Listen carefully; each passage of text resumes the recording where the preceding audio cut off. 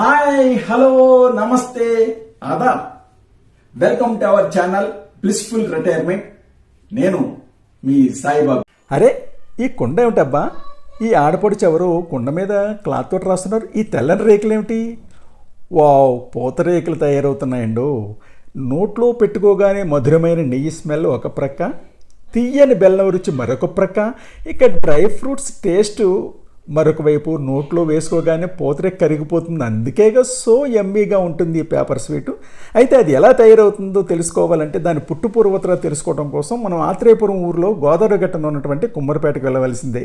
అక్కడ ఈ పూతరేకులు ఎక్కువ మంది తీస్తూ ఉంటారు.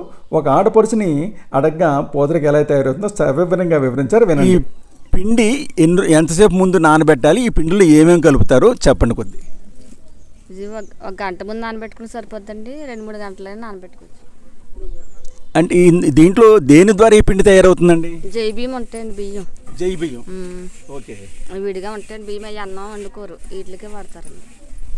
జై బియ్యం, జయ అనే రకం బియ్యం కేవలం దీనికోసం వాడతారు, అన్నం వండుకోవడానికి పనిచేవి. ఓకే అమ్మా, దాంతో ఇది వేస్తారు ఇవి. ఉత్తి పిండి అండి, ఇందులో ఇంకేమీ ఎక్కర్లేదండి. ఓకే అండి. 1 గంట 2 గంటల ముందు నానబెడితే సరిపోతుంది. అంటే బియ్యం ఎంతకి ఎంత కలుపుతారు? ఎంత బియ్యానికి ఎంత నీళ్ళు కలుపుతారు? నీళ్ళు అంటే మాకు రావడానికి బట్టండి. రేకు ఇలా చూసుకుని కొలతే ఉండదండి. ఓకే. బియ్యం మాత్రం కడిగేసండి 3 సార్లు గ్రైండర్లో వేసి బాగా మెత్తగా రుబ్బుకోవాలండి. ఓకే. 2-3 గంటలు పడుతుందండి కేజీకి. కేజీకి రుబ్బడానికి 2-3 గంటలు పడుతుంది. అంటే బాగా మెత్తగండి. ఇంకా అసలు ఏమి ఉండకూడదండి. ఇది అలా ఆనకూడదండి మన నూక. ఇది వడకడతారండి? అది లేదండి, బాగా మెత్తగా వేస్తాం కదండి. అయ్యో పాప, పోయినట్టుగా ఉంది రేకు. అది ఇంకో రేకు తీయమ్మా, ఇంకో రేకు తీసేకి వెళ్ళిపోదాం. కింద అంటే కొబ్బరాకులతో మంట పెడతానికి కారణం ఏమన్నా ఉందా అండి? ఏం కాదండి, అలానే ఏం కాదు. పుల్లలైనా పెట్టచ్చండి.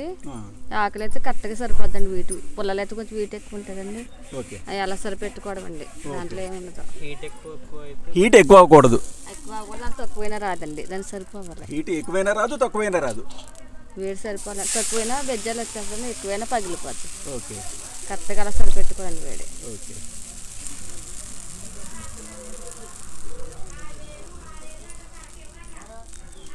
ఒక నిమిషం పాటు ఉంచాలండి అలాగా? అది లేచే వరకు అండి. అది అంత లేస్తే అంత.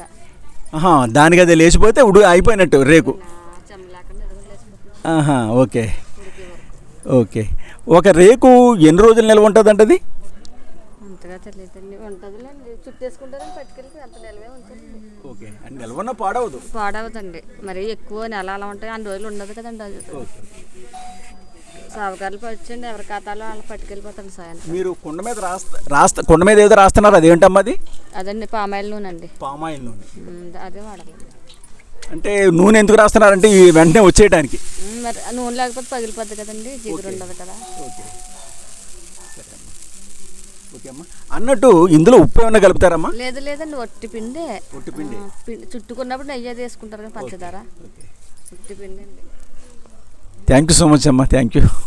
అదే మిత్రులారా, పూతరేకు తయారీ చూసారా? ఎంత అందంగా ఉన్నాయి రేకులు.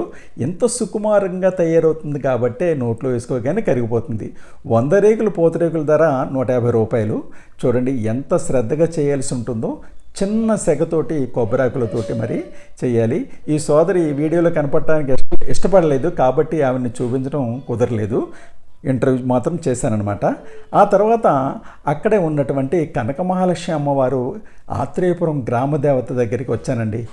ఇక్కడికి రావటం విశేషం ఏంటంటే, ఈ మధ్యనే ఇక్కడ మంగళవారం అనేటటువంటి సినిమాని ఈ ఆత్రేయపురం కుర్రవాడే అయినటువంటి అజయ్ భూపతి గారు చాలా చక్కగా సిల్వర్ స్క్రీన్ మీద ఎక్కించారు కదా. అందులోని ఒక పాట, అమ్మవారి గుడి దగ్గర తీసిన పాట పూర్తిగా ఇక్కడే తీశారండి. అదిగో అది అజయ్ భూపతి గారు అమ్మవారికి కట్టించిన ఆఫీస్ రూమ్ అనమాట అది. ఈ కనక మహాలక్ష్మి అమ్మవారు ఆత్రేయపురం గ్రామదేవత. నేనున్నప్పుడు ఇక్కడ గుడి చాలా చిన్నగా ఉండేది. మరి ఇటీవల గ్రామ పెద్దలు అందరూ కలిసి చాలా చక్కని గుడిని నిర్మించారు. ఇది అజయ్ భూపతి గారి కట్టించిన ఆఫీస్ రూము. ఈ సినిమా తీసిన తర్వాత కట్టారనమాట. ఇక్కడ షూటింగ్ టైంలో, ఆ పాట షూటింగ్ టైంలో తీసినటువంటి వర్కింగ్ స్టిల్ వీడియో అది. ఆ రోజు రాత్రి చాలా హడావిడిగా ఈ పాట షూట్ చేశారు. ఇందులో ఇదిగో కమెడియన్, వీళ్ళిద్దరు కమెడియన్. ముందుగా ఏ గుండైనా ఒక మంచి కమెడియన్ కదా, ఆ తర్వాత మరి ఇక గుడి లోపలికి వెళ్ళానమాట. ఇక్కడ ఈ ఊరి చివర అమ్మవారి గుడి, ఈ ఊరి చివర పొలాల మధ్యన ప్రశాంతమైన వాతావరణంలో చాలా చక్కగా మరి నిర్మించారు ఈ గ్రామస్తులు. చూడండి, చుట్టూరు కొబ్బరి చెట్లు, అరటి తోటలు, బొబ్బాస చెట్లు ఉన్నాయి, అలాగే సన్నజాజి చెట్లు కూడా ఉన్నాయన్నమాట. చూడండి, చెట్లు, కొబ్బరి చెట్లు ఎంత చక్కని దృశ్యమో కదా. మనం దేవాలయాలకి ఎందుకు వెళ్తాం? మనస్సు ప్రశాంతత కోసం వెళ్తాం కదా.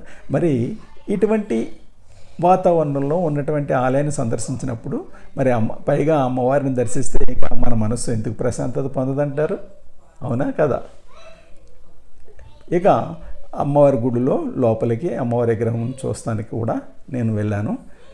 ఈ కనక మహాలక్ష్మి అమ్మవారు చాలా ప్రసిద్ధమైనటువంటి మరి ఎంతో మహత్యం కలిగినటువంటి దేవత. ఆత్రేయపురం గ్రామ దేవత, ఆత్రేయపురం ఆడపడుచు. సాధారణంగా కొన్ని గ్రామాల్లో కొన్ని అమ్మవారి విగ్రహాలు రౌద్ర రూపంలో ఉంటాయి. మనం చూస్తే మరి జడుచుకుంటాం. కొన్ని చోట్ల ఇలాగ ప్రశాంతంగానే ఉంటుంది. ఆ విధంగా మరి ఆత్రేయపురం కనక మహాలక్ష్మి వారు కూడా చాలా ప్రశాంతమైన వదనంతో మరి వరాల జల్లులు కురిపిస్తూ మన బిడ్డల్ని ఆశీర్వదిస్తున్నారు కదా. ఆ విధంగా అమ్మవారిని దర్శించుకుని నేను ఇక తిరుగు ప్రయాణం అయ్యానమాట. ఇది ఈ వీడియో యొక్క విశేషాలు మిత్రులారా. మరి నేను ఎప్పటికప్పుడు కొత్త కంటెంట్ తోటి మీ ముందుకు రావడానికి నేను ప్రయత్నిస్తున్నాను. మరి నా యొక్క వీడియోలు మీ అందరికీ కూడా నచ్చుతున్నాయని భావిస్తున్నాను. చాలామంది ఫోన్ చేసి కూడా చెప్తున్నారు. చాలా మీ అందరికీ కూడా మెనీ థ్యాంక్స్. మరి ఒక కొత్త కాన్సెప్ట్ అయితే కొత్త వీడియోతో మీ ముందుకు వస్తాను. Okay, bye.